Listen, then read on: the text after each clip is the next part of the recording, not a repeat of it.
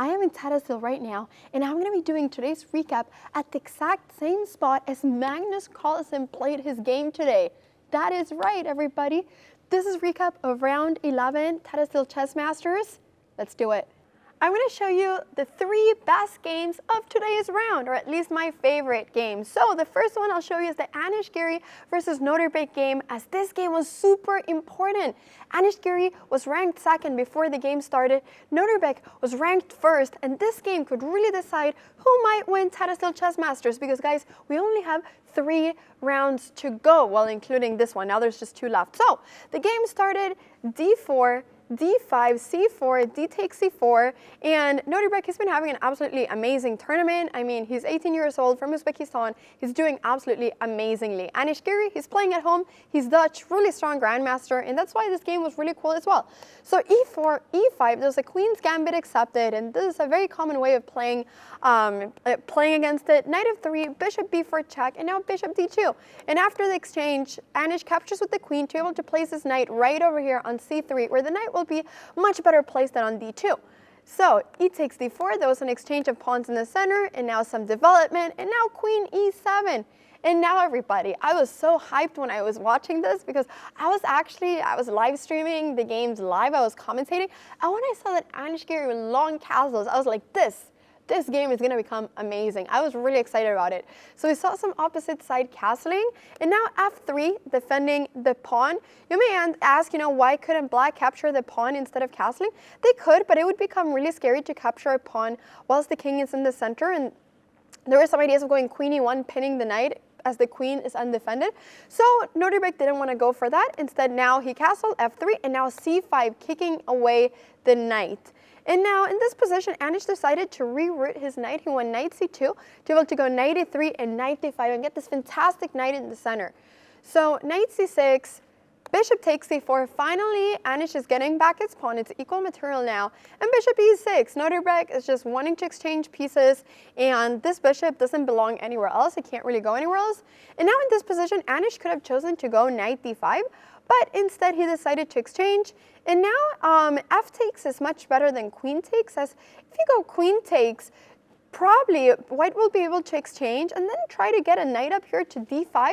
So going f takes is really just saying, hey, you're never going to be able to place a knight on d5 because my pawn is stopping you from doing that. And this pawn may look a little bit weak, but actually the king will always be able to go to f7, and this pawn will never really become a weakness.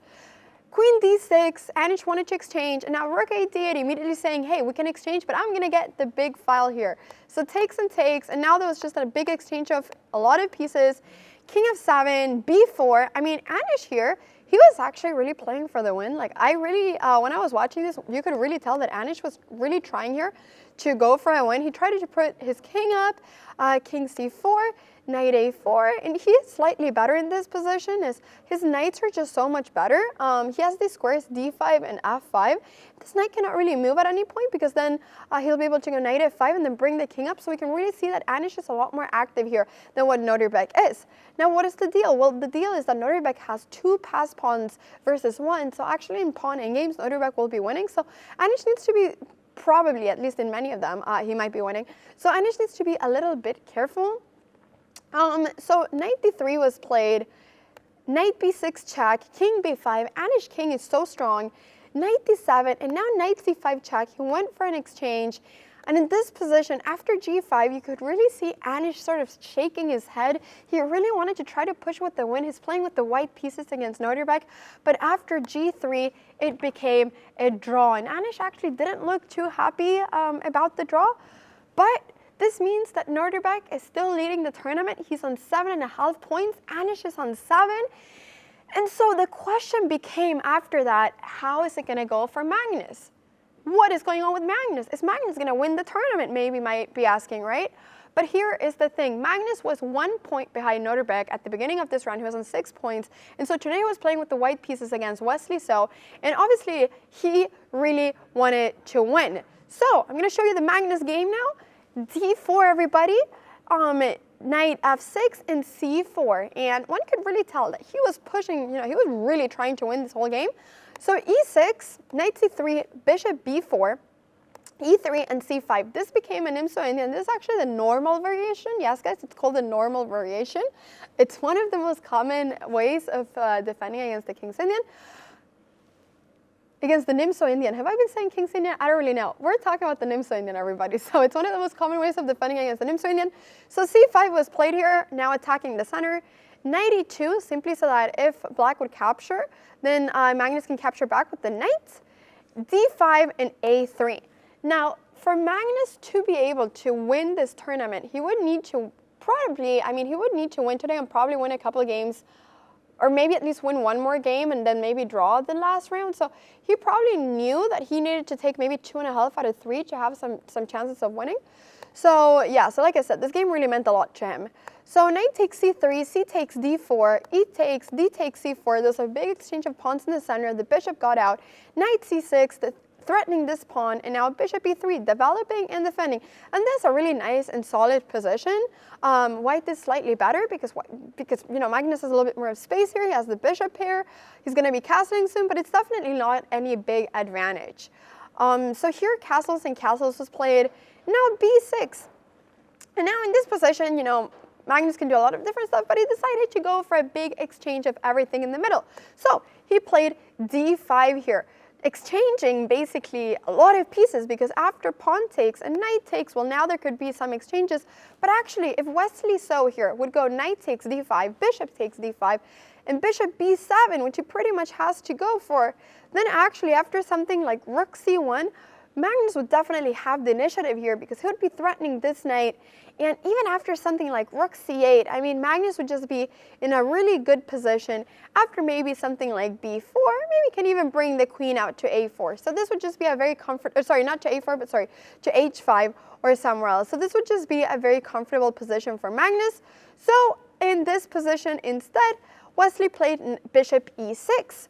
And now there was a trade of knights, and then there was a trade of bishops. So there was a lot of trades here, and rook C1.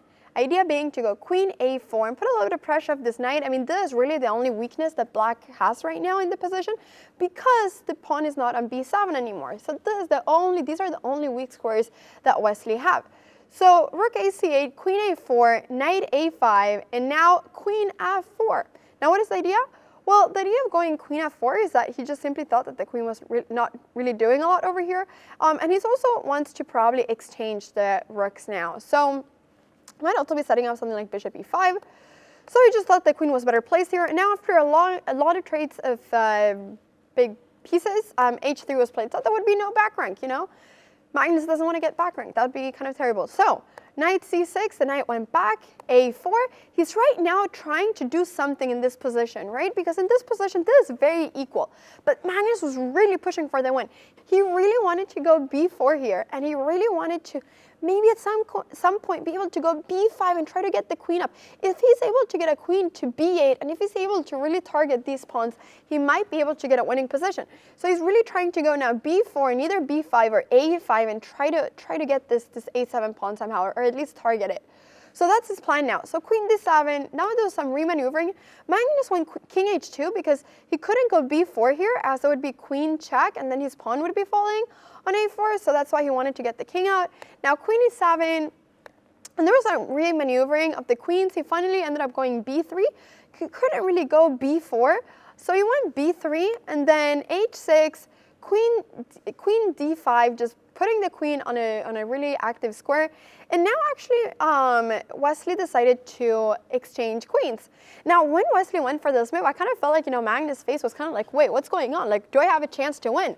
So he looked like pretty excited in his face, and he looked like a little bit tired, throughout the whole game. But here he started looking exciting. King G3, so Magnus bringing up the king F7, king F4, and now E5 check. And now in this position, we were all thinking, this is completely draw.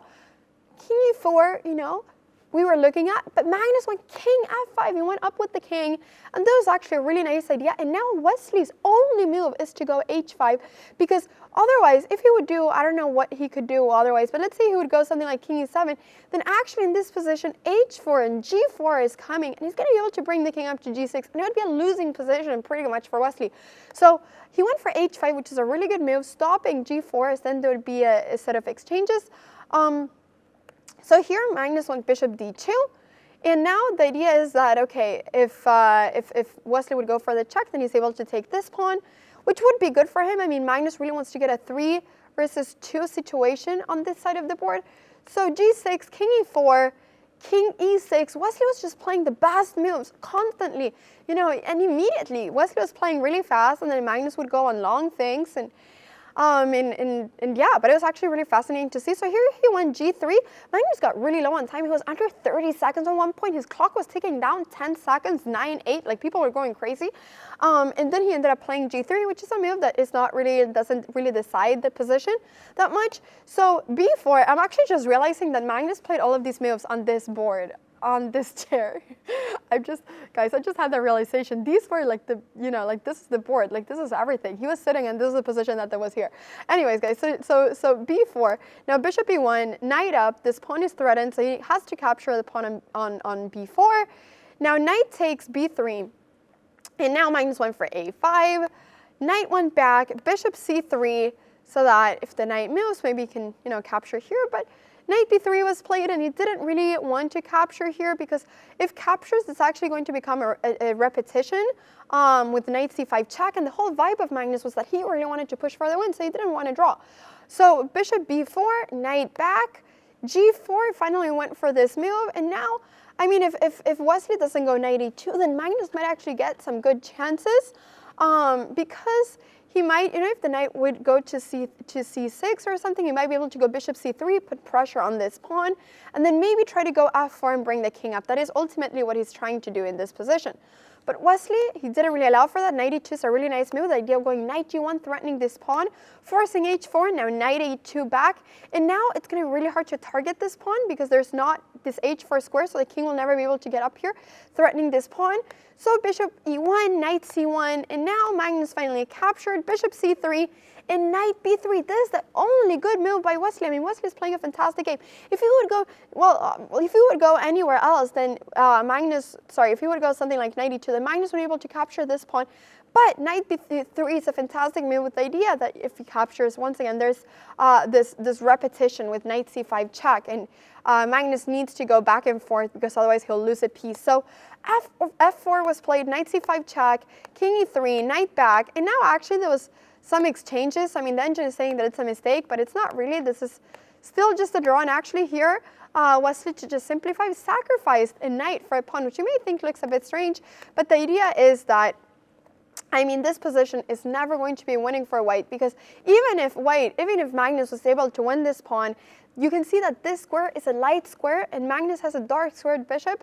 So Magnus will never be able to promote as long as the king is on a8. This is a famous endgame, and Magnus knew that that would be a draw. And you know, if this was a dark square, then this would be winning for him if he had this pawn and the bishop. But because it's a light square, that it's a promotion square for the pawn, and it's one of these side pawns, it's a draw.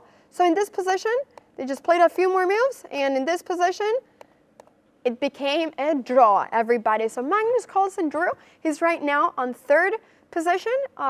He is on 6.5 points, and now if he wants to win the tournament, he needs to, I believe, win the last 2 games and get a little bit lucky with having Nodirbek and Anish having some bad results the last 2 games. So we will see what happens if Magnus is able to do the greatest comeback of all time, from going from having a bad tournament to maybe winning it.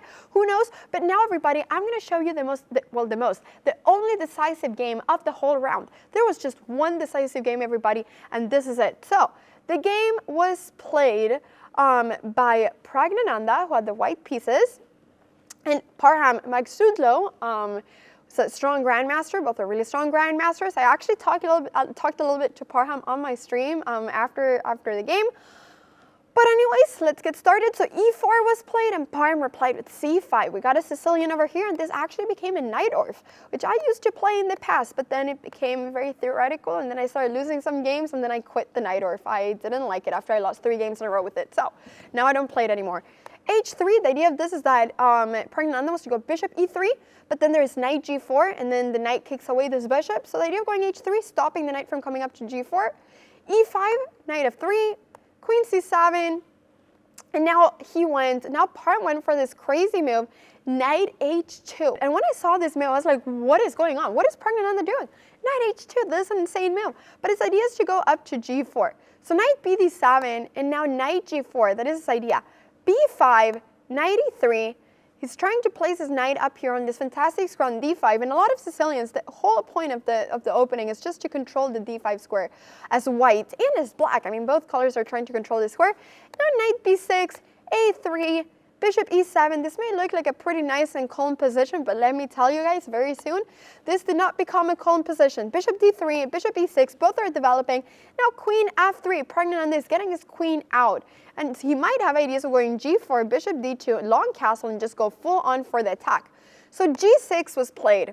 Actually, he could probably have castled, but he probably thought that it was a little bit scary to castle, which is why he decided to go for g6 as a sort of defensive move, maybe also to get his bishop around here later on. But g6 castles, and now knight fd7. So he's bringing his knight out, and he also wants to maybe go f5 at some point. So that's also his idea with waiting a little bit with castling.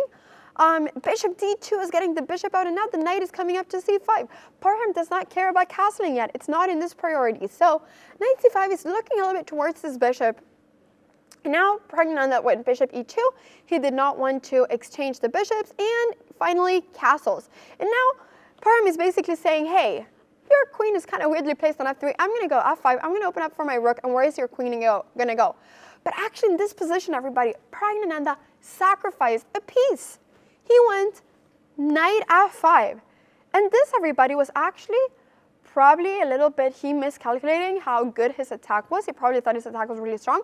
But the idea of this is that he's not really sacrificing a piece. I mean, you may say, Anna, why doesn't, Parham just capture the piece? But the idea is that if Praggnanandhaa captures back, then actually here, if you would move this bishop, there is this idea of going f6. And now the only move to not lose on the spot is king h8. Because if you would just move this bishop, there would be queen check and then checkmate on g7. So you need to move the king, and now Praggnanandhaa would be able to get the bishop back. So he's not really losing a piece. But in this position, Parham actually captured back with the bishop, not with the pawn. And he takes f5, and now he went d5, and this is actually a beautiful line because now he just got a fantastic position. Look at Parham's center. This is just an amazing center. So here, Praggnanandhaa continued with the attack, bishop h6. Rook d1, and now Parham just decided, you know what, I'm just going to push my pawns. Where's your attack? Queen g4, pinning this pawn. This is a really, really strange position. But now Parham went knight a4 with the idea that he's going to try to play on the queen side and with these pawns. So after these exchanges, this c2 pawn is really, really, really weak, and the b2 pawn is really weak. So there was some exchanges, f6, g6, h6, g6, and this is perhaps a slightly worse position for Praggnanandhaa. He needs to go rook b1 and not sacrifice this pawn, because now if rook b1 and Parham would take here, he'd be able to bring in his rooks, and the queen would just not have a lot of squares to go to. He would have a lot of initiative. But here Praggnanandhaa really wanted to continue with his attack, and he went f4, which is just actually, which is a blunder. It's a blunder in this position to go f4. If he's going to try to exchange and go f4, f5, he should go h4 and h5 and attack this g6 pawn, which he's seeing as the weakness, with the h pawn instead. But he went f4. And now, Parham played this beautifully. Queen b6 check, king h1, and now f5, getting the queen out of here. Queen g3, and now knight takes b2. The queen is defending on g6, so actually this f pawn is not able to advance. The queen cannot take on g6, and Praggnanandhaa just lost the pawn on b2. So I don't know if he missed all of this, but now he went rook b1, knight c4, and this is just a fantastic position for Parham. Now also, Praggnanandhaa exchanged over here, and this was just beautiful. Bishop takes knight, and now Parham decided to capture the dark squared bishop instead, because he thought that this dark squared bishop was actually creating a few issues for the king, and with his own bishop, he would be defending his king forever. So bishop b3 brought in some rooks, and now, he just started pushing the pawns. The pawns just started pushing. So Praggnanandhaa tried here to get some counterplay, but Parham kept on pushing his pawns, and now he captured on c2. This is a beautiful move. Actually, Chess.com thinks this is a brilliant move. But in this position, he basically just captured on c2, sacrificing the queen right now. But the idea is that if now Praggnanandhaa captures this queen, then there would be, then he would have rook takes d1 over here, and then he would be able to make a queen. So it wouldn't really, be that strong. It would actually wouldn't be that good, but rook takes d8 was played instead. And now actually in this position, Parham could have just promoted to a queen, with the idea that if takes and takes. It's with check, and I mean, otherwise if he takes here, then he's going to be able to just capture here. I don't really know why he didn't do it. Instead, he just captured back on d8, which is fine, but it went from being like -16 to -3. So now the queen was captured. He took this. Probably he didn't think it would make any difference. Now the king went up, but actually would have been much better to do it before, although he's still completely in a completely winning position here. So there were a few more checks that were made. Bishop d7, the king went back, and the game went on for a little bit, and here it was starting to become like, you know, what is going on? Is this going to become a draw? Like, I mean, Parham, you went from maybe being -16 to just being 1 pawn up. Like, what's going on? But in this position, some really nice moves were made, and we can see that this pawn, once again, is so strong, and Praggnanandhaa's king is very, very weak. So rook takes g6, king h7, important to go over here, rook g1, e2, and in this position, after bishop b5, Parham did a beautiful move that I don't know if Chess.com is giving brilliant, but I think it's brilliant. Rook h2, which I just find absolutely beautiful. And in this position, Praggnanandhaa resigned. Why? Because if he captures the rook, then Parham will capture his rook, and then he will promote with check, and he'll just get a queen. And this is the best that you can do. He cannot do anything apart from capturing the rook. The game is completely over. There's nothing else to do. And here, Parham won and was the only winner of today's round. All the other games in the Masters section became a draw. So guys, I hope you enjoyed today's recap. It's so cool to be here in the same playing hall as all the players are playing. I'll be back tomorrow with the recap of round number 12. There's just 2 rounds left, so definitely tune in to soon see who becomes the winner of Tata Steel Chess Masters this year. Thank you guys so much for watching the video, and I'll see you all in the next one.